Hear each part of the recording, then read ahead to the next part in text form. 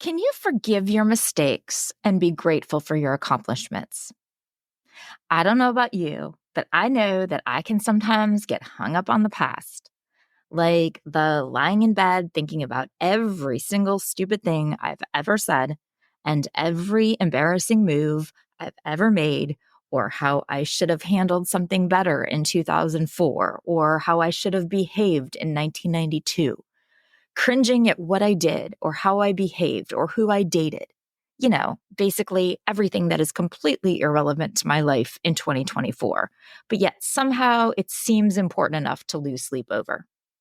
Or getting hung up on the future and what I am doing now that is somehow unintentionally going to mess up my children in the future. Like, are they or their future spouse or future children going to be journaling to work through why they are the way that they are? And it's some intergenerational trauma that I have inflicted apparently on them. Again, super important to my life today. Totally worth the lost sleep. I've made mistakes. I'll be honest, I've made lots of mistakes. And I'd love to say that I won't make any more, but I probably will. But I've also done a lot of amazing things. I've accomplished so much. I've done good. I should be proud. But do I lie awake thinking about how proud I am of myself or what I've accomplished? How well I've handled myself and handled my situations in life? Do I lie awake thinking about all of the things that I've done for my family and what fabulous kids I've raised? Do I lay there and think, wow, I am just such an amazing person that I cannot sleep? I spoke so well, or I responded so intelligently, or I handled that situation with such grace that I am just too proud to sleep. Of course I don't. But even if it's not keeping us awake at night, can't we at least spend a little bit of time reflecting on forgiving ourselves for those mistakes and instead focusing on all of our accomplishments? Because really, we all have so much more to be proud of anyway. Just let those mistakes go and appreciate the person who grew from them.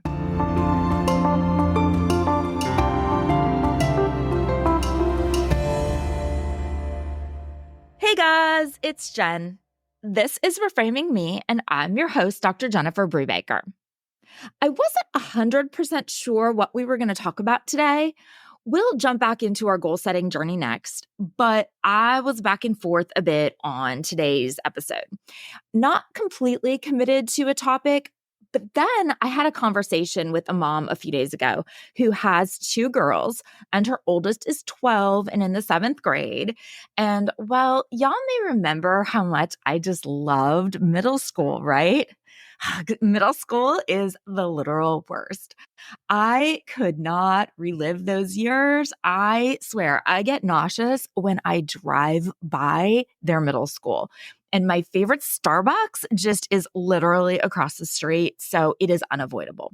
But they have the nicest baristas and they make the best drinks, so I tough it out. I know, that's just how brave I am. Anyway, we were talking about middle school and friends, and I was trying my absolute hardest to not be negative. I think that overall, I'm a super positive person. I like to think of myself as a little ray of sunshine, brightening everyone's day, finding the good in things. Well, I had to try my hardest because it was a challenge to find good things to say about those years. Because really, the best part, in my opinion, was the end. It's like when people ask kids what their favorite part of school is, and they're like, lunch. But we got to talking about popularity and making friends and the quote popular kids. And I couldn't help but say, and she did it too, so don't think I was being super negative, but we said how popular is like the least favorite word that we hear from our kids. Thank God, as we get older, the concept of popularity goes away. Or does it? Or do we just not label popularity as we get older? Or not label it as popularity? But whatever we want to label it, the overall concept doesn't disappear. And really, both the overall concept of popularity, it lasts through adulthood, as well as the connotations that we may have about the word popular. The memories of popularity are salient to us for a reason.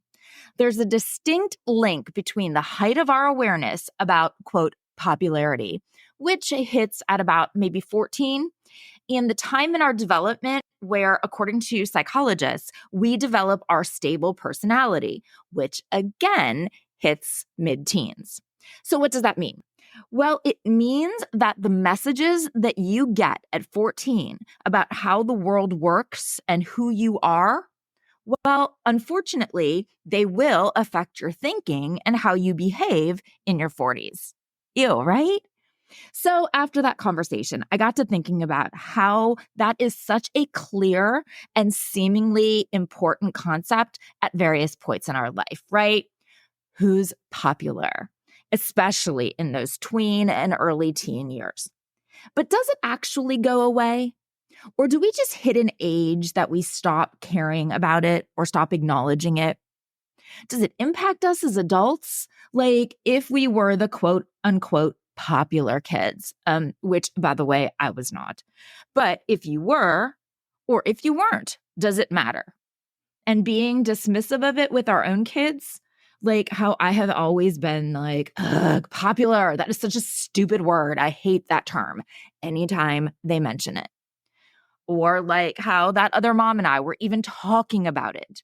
Are we sending any messages to our kids even by dismissing the term? Because I have said so many times to y'all that to have the best connections with our teens and to communicate well with them, we should what? Never dismiss their feelings or their thoughts. And yet that is literally exactly what it seems that I do every time the word popular pops up. Pops, see? Popular pops.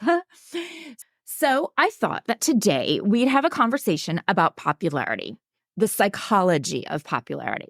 Because I know that as a teenager, I totally spent more time than I would like to admit trying to understand popularity, trying to figure out the secrets, to break the code. And of course, you know that my phone not only heard my conversation that day, but it also, of course, it read my mind. And now my algorithm is just overflowing with recommendations for me on how to be popular.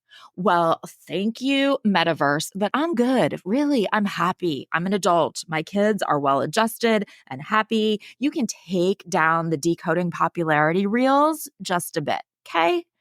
But wow, I don't think I realized quite how many people are out there on social media reinforcing the importance of being popular to our kids and trying to tell them how to go about doing it. But I mean, I guess it totally makes sense, right? I wanted to know. We just didn't have TikTok to tell me how to be popular. Damn it, maybe I'd have been popular if I had had TikTok to tell me how. But based on the crazy stuff that is in my feed right now, it probably wouldn't have worked. So let's spend time today having a conversation about the psychology of popularity and, of course, the interplay of communication and popularity so that you can hopefully give your teens a bit better advice than Instagram Reels can. So like I said, every time I hear the cringy word popular, my knee-jerk response is, popular? What does that even mean? So what does it mean? Among young kids, likability is pretty much the primary measure of popularity. And that's influenced by factors like friendliness and how much they can read other people. Well, in the context of teenagers, popularity then includes more than just likability. It's more of a complex interplay of social acceptance, influence, and visibility within their peer groups. Really, research even focuses on these two distinct types of popularity, likability and status. The type of popularity that makes me cringe and that I am super dismissive of is the one that I'm sure many of us go back in memories to middle school, like the pecking order, right? Status. It is absolutely not a measure of likability. And so we see that as children transition into adolescence, it becomes kind of like a mix of likability and status. And that high status is often associated with things like attractiveness, their access to certain resources, like being athletic or smart or wealthy. And of course, their social dominance, which is the big one, especially in middle school.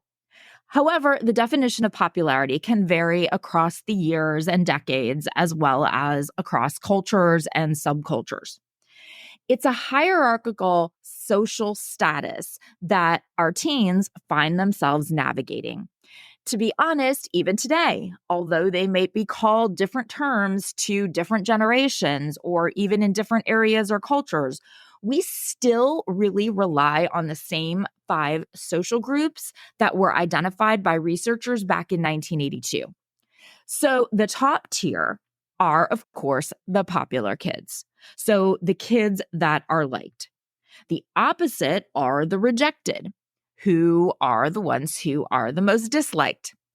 Notice it's not least liked. These are the actively disliked. In the middle, which is where I would guess you would have found me, were the average kids, the ones who have a mix of sentiments about them. You also have the controversial ones. Okay, those are the people who are both loved and hated. And then you have the neglected. So the people who often even go unnoticed, that get lost in the social shuffle. This type of popularity that we're talking about that really hits hard in middle school, early teens, the status one. It's really the currency of social standing that tweens and teens look for and they crave.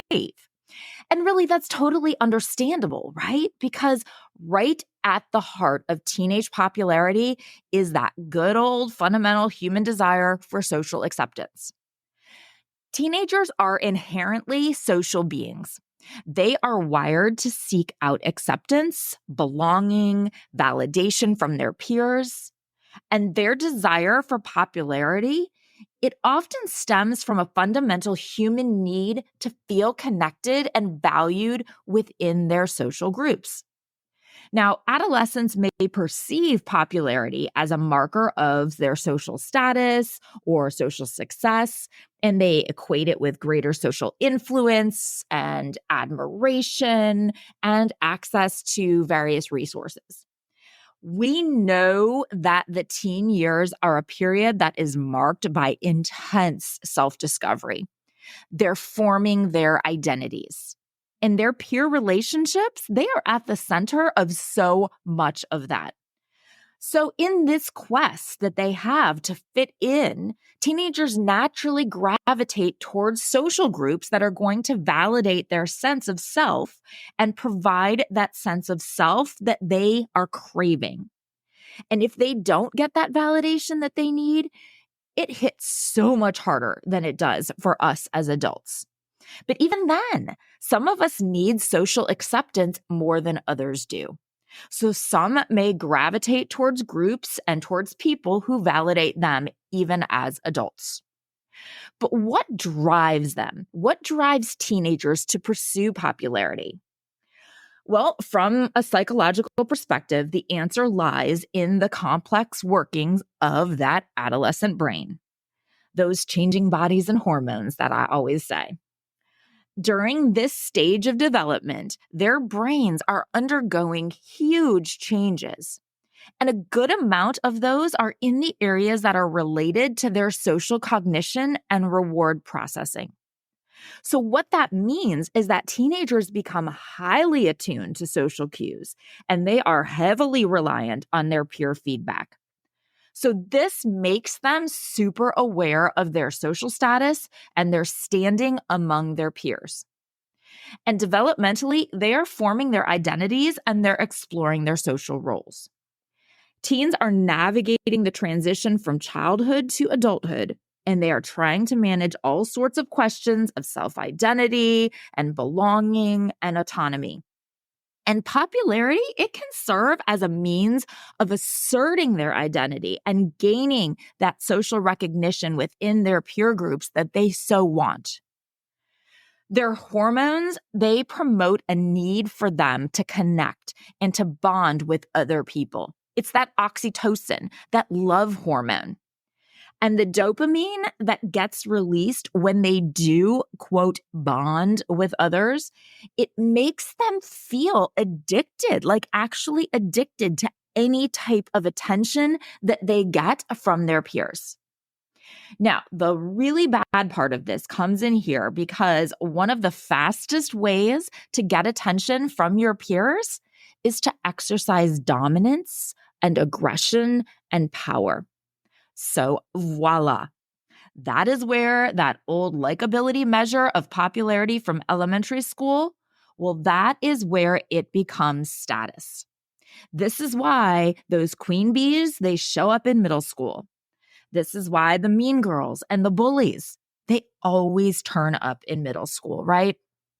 Now, that is not to say that the likability popularity completely goes away, but it does kind of take a backseat to the status popularity for a few years. The pursuit of popularity can have huge implications for teenagers' self-concept and their emotional well-being. Those who achieve social popularity, they often experience greater self-esteem and satisfaction with their social lives. However, for some, the allure of perceived popularity, the kind that is rooted in that status and visibility, it can lead to feelings of insecurity and a constant need for validation. Nah, I can't believe that. Insecurity? Sorry, I'm regressing to middle school. Anyway, while this pursuit of popularity is a natural aspect of adolescence, it can have huge implications for their psychological well-being and their social development. Research has shown that popularity among teenagers is actually associated with both negative and positive outcomes. Teenagers may find themselves navigating that delicate balance between authenticity and conformity.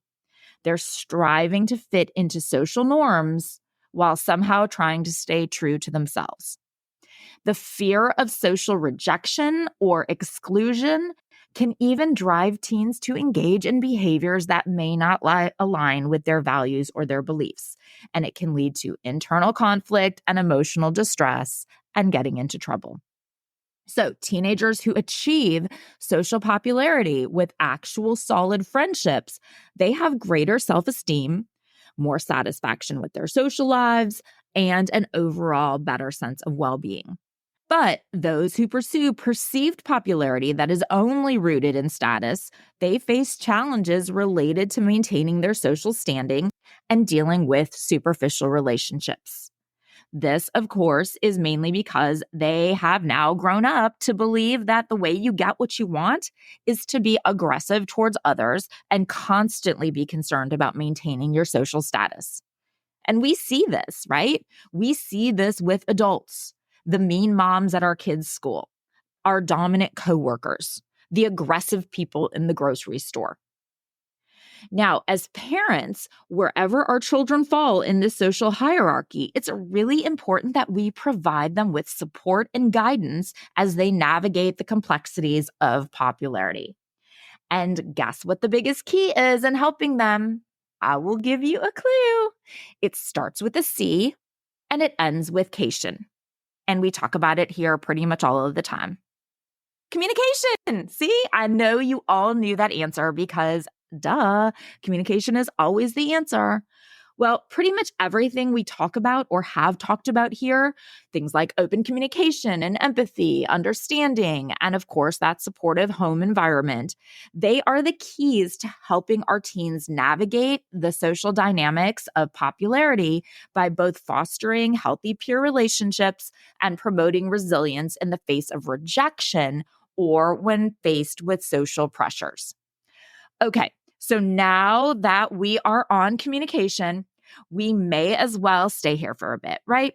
Let's talk about communication and popularity because communication, it's the cornerstone of our social interactions.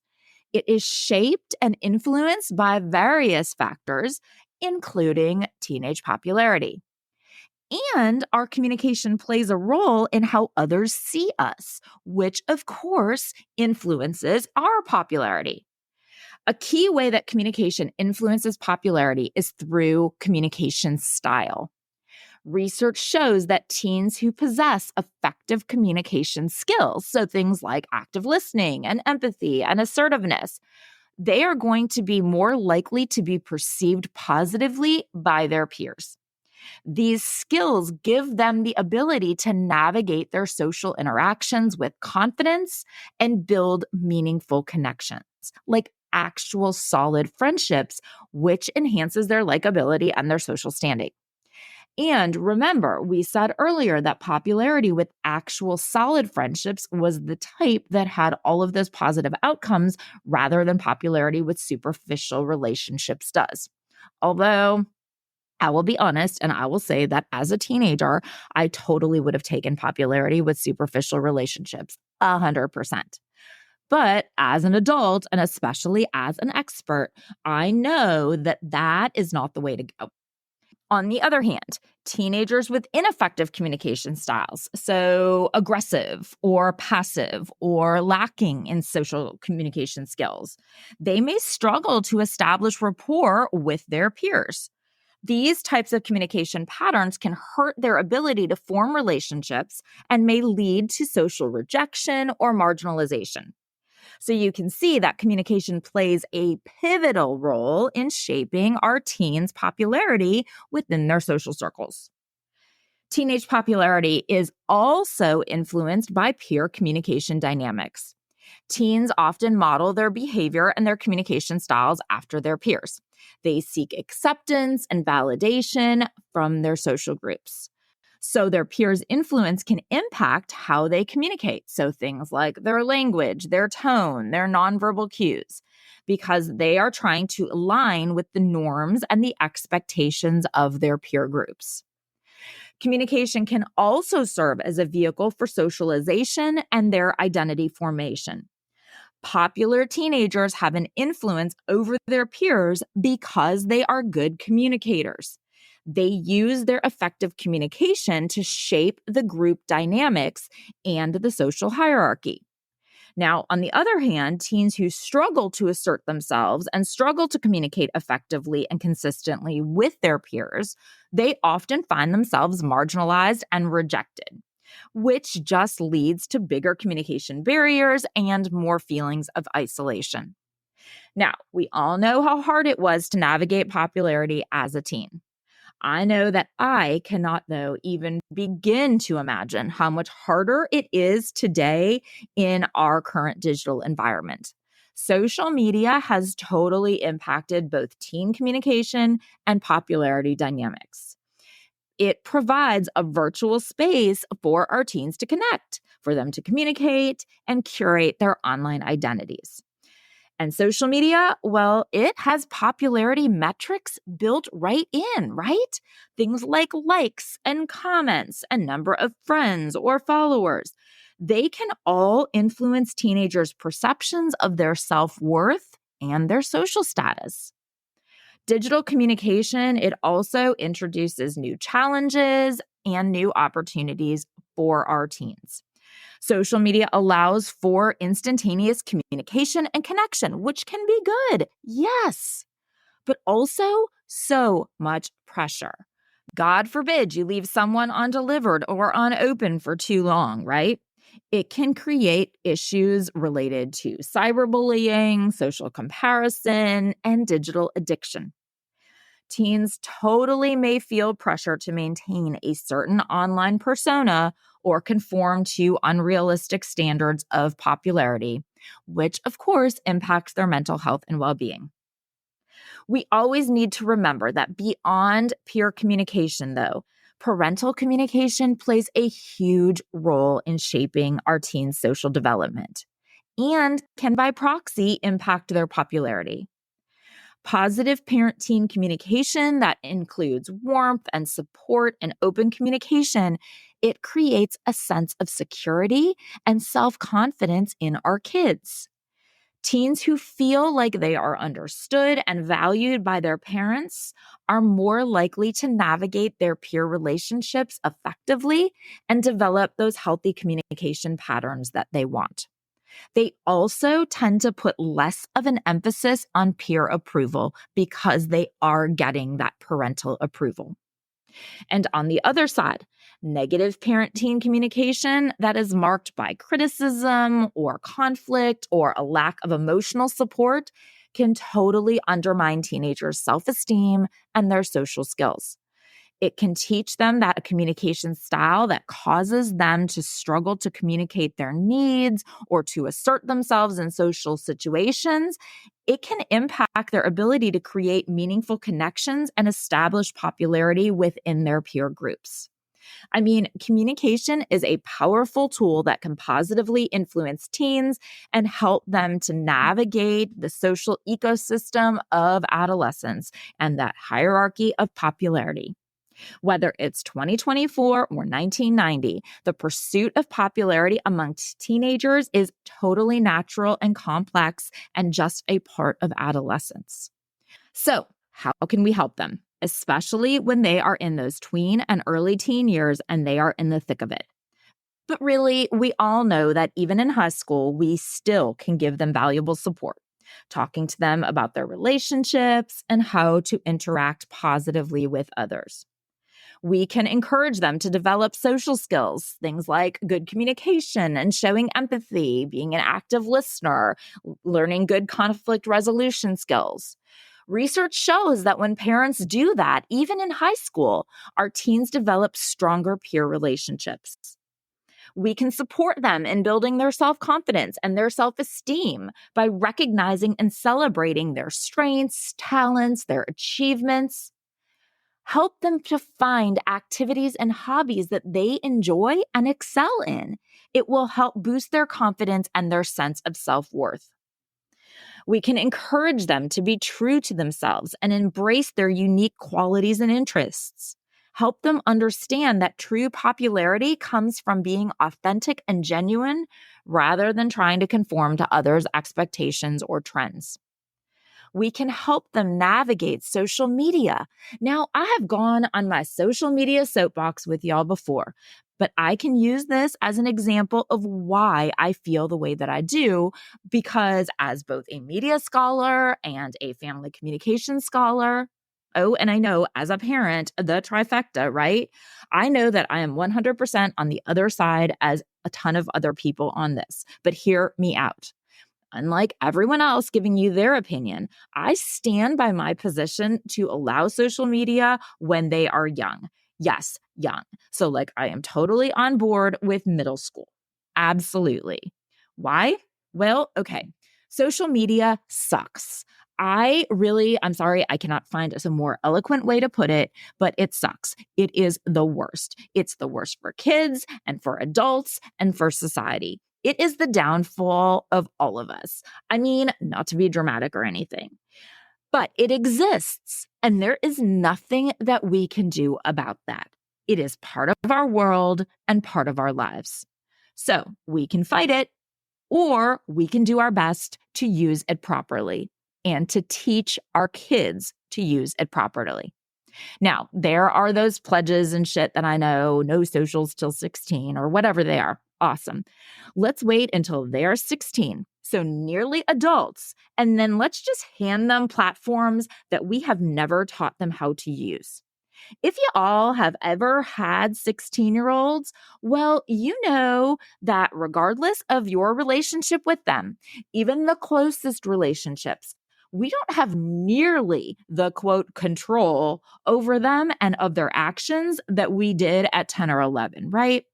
So when we give our kids some access to social media at 10 or 11, we can play a much bigger role in their use of it. We can look over their shoulder. We can monitor their usage. We can teach them how to use it properly while, let's be honest, while the potential repercussions are realistically less.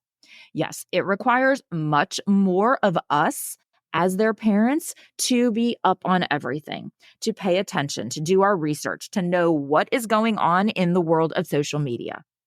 But we can grow with them and have a heavy influence on them. What are you going to do? Give it to them at 16 and be like, okay, be smart, make good decisions. But you haven't taught them how to be smart on socials or how to make good decisions. I always equate it to driving a car, possibly because I am near to driver's license number 2 and driver's permit number 3 immediately follows suit. But there is a reason that we are required to ride in that front seat with them as they drive their first 60 hours and a full year, or at least in North Carolina, that's what's required. There's a reason for that. It's so we can tell them everything to do and to not do. We can watch their every move and call them out on anything that we see them doing wrong. And then slowly, our role becomes less and less. We eventually just become a bystander eventually, right? And then they can get their license to drive alone. And by the grace of God, we hope and pray that they are smart and make good decisions. But we have given them a strong foundation to do that. I see social media as just as dangerous as a car, just in an entirely different way. Do you see the parallel that I'm making? Okay, so off my soapbox. We can also encourage them to invite their friends over and then help to facilitate their friendships by being welcoming and inclusive. We've talked about that, right? Make them want to be here. And we need to teach our teens the importance of social etiquette, of manners, and respect for others. Help them understand the impact of their words and actions on other people's feelings and relationships. We must be supportive and understanding to them as they navigate those ups and downs of social relationships. Listen to their concerns and validate their feelings and offer guidance and encouragement when they need it. This is where I need to remember to practice what I preach, right?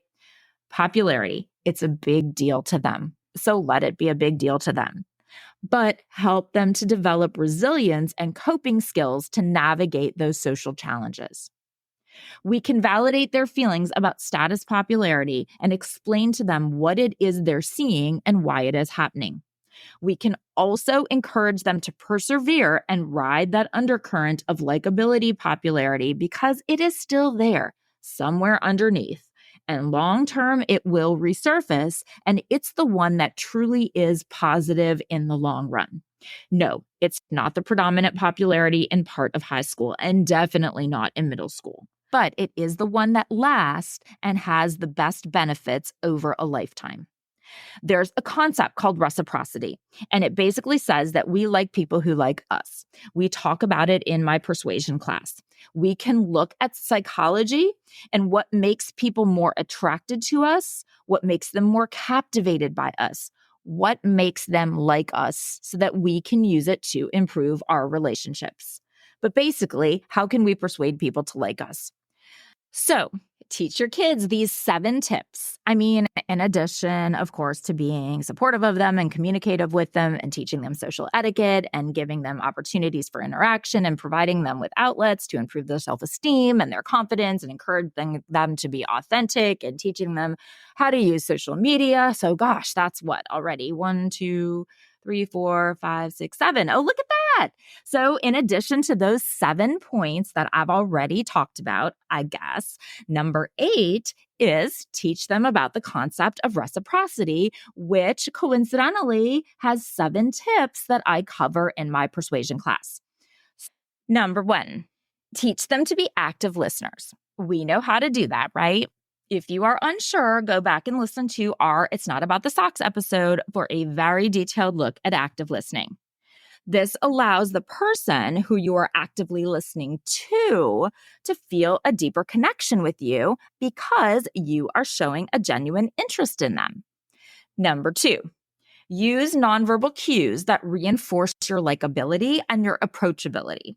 So maintain eye contact, smile at them, nod your head as they speak, have an open body posture, so like not crossing your arms and stuff. These nonverbals make you more approachable and more engaging and make people feel like they can be comfortable with you. And we like people who we can be comfortable with, right? Number 3, be kind. Do little things for people. Small acts of kindness can create a feeling of being indebted, which makes you more likable and charismatic to them. Number 4, find something that you are similar to them with. We are drawn to people who we feel similar to. Why?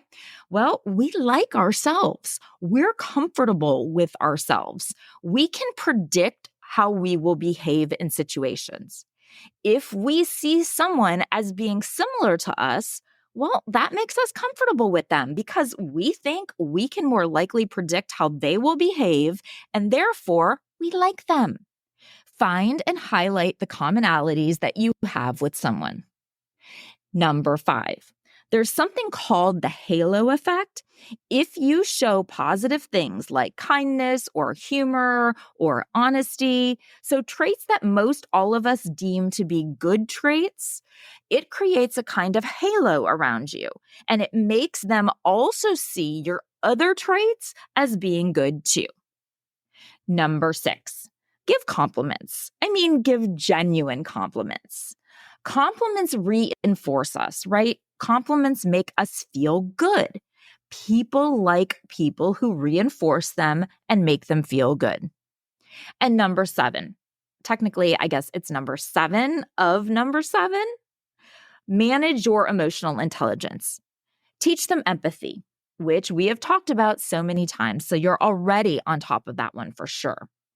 If you have a high emotional intelligence and can understand and manage emotions, people will be more drawn to you and like you more. Now, none of this is really about becoming, quote, popular, but it is about drawing people to you and building meaningful relationships and positively impacting those around you. Which, if we want to teach our kids how to be popular, well, this is much better than that status type thing long term, right? And it's much more credible information than all of the random TikToks and the random reels that they're seeing about popularity. All of the ones that apparently now I'm seeing them because they are in my algorithm too. But what about us? What about long term? What about the long-term effects of popularity? Popularity is so unimportant, right? Just get out of middle school or out of high school, and no one in the real world cares about that, right? Well, kinda. While no one in your adult life actually cares how popular you were in middle school. Can I get a thank God for that one, right? Well, even though no one cares, it's interesting because the impact of teenage popularity on us as we transition into adulthood is complex and can actually influence various aspects of our life. First, it can impact our relationships. People who are popular may continue to enjoy a wide social network and social influence in adulthood, while those who are marginalized or rejected may, of course, carry feelings of social insecurity, or they may struggle to form close relationships. Our social and our relationship patterns that we established during adolescence, they can influence our romantic relationships and our interpersonal interactions as adults. We may even carry with us patterns of social dominance or assertiveness, or we may struggle with intimacy or trust in relationships. And unresolved issues from teenage popularity dynamics may even surface in adult relationships and impact communication, conflict resolution, and our attachment styles. Teenage popularity can also significantly impact our self-esteem and confidence levels as adults. So, those of us who were popular may carry a sense of validation and self-assurance into adulthood, while those of us who experienced rejection or marginalization may struggle with feelings of inadequacy or self-doubt. Similarly, the social skills and the leadership qualities that we may have developed through teenage popularity, they can contribute to our career success as adults. Popular teenagers often gain experience in networking and in negotiation and in social influence, and those can totally be valuable assets in professional settings. And on the other side, those of us who experienced more social difficulties during adolescence, they may need to work on overcoming social barriers to career advancement. And let's not forget our mental health. The experiences that we had of popularity or of rejection during our teen years can totally impact our mental health and our well-being long into adulthood. Those of us who were popular may experience higher levels of social support and well-being. while those who face social challenges may be at greater risk for anxiety, depression, or low self-esteem. And unresolved issues from adolescence, so things like social trauma or unresolved conflicts, they may manifest in our adulthood and impact mental health. Overall, the impact of teenage popularity on adults varies a lot depending on individual experiences, on coping mechanisms, or support systems. While positive experiences of popularity can totally contribute to social success and well-being in adulthood, negative experiences of rejection may require some healing, some introspection, and personal growth for us to overcome. But by understanding the lasting effects of teenage popularity, we can work towards cultivating resilience, self-awareness, and healthy social relationships in our adulthood. So how do we do that? If you need to heal, how? That's a lot easier said than done, right? Okay, so reflect. This is why I preach journal, journal, journal. Because it is through self-reflection that we can find our true voice. We can uncover the things that we often have buried. And while it may seem just lovely to keep them buried, it would be if they didn't impact everything about who we are today. Reflect on negative beliefs or self-limiting beliefs that you may carry with you. Challenge these beliefs by examining the evidence for and against them, and replace them with more realistic and empowering beliefs about yourself and about your self-worth.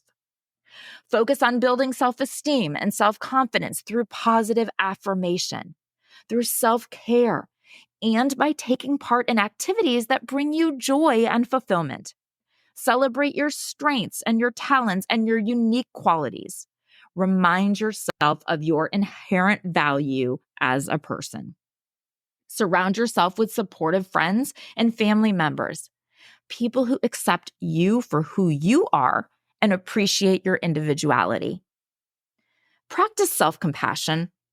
Recognize that your worth is not defined by anything about who you were 30 years ago. And practice forgiveness. Let go of any lingering resentment or bitterness from the past. Holding on to anger or resentment only prolongs your pain and prevents you from moving forward. Forgive yourself for any perceived shortcomings or mistakes. We've all made them. Forgive your mistakes and be grateful for your accomplishments. Thank you so much for listening. I really appreciate you spending this time with me. If you've enjoyed the show, please share it with others who might also find it beneficial. If you'd like to reach out, I'd love for you to email me. It's jen@reframing-me.com. Reach out on socials, on TikTok and Instagram. It's Reframing Me. And on Facebook, it's Reframing Me. And join the Facebook group, Reframing Me, the podcast community. Until next time, be well and communicate.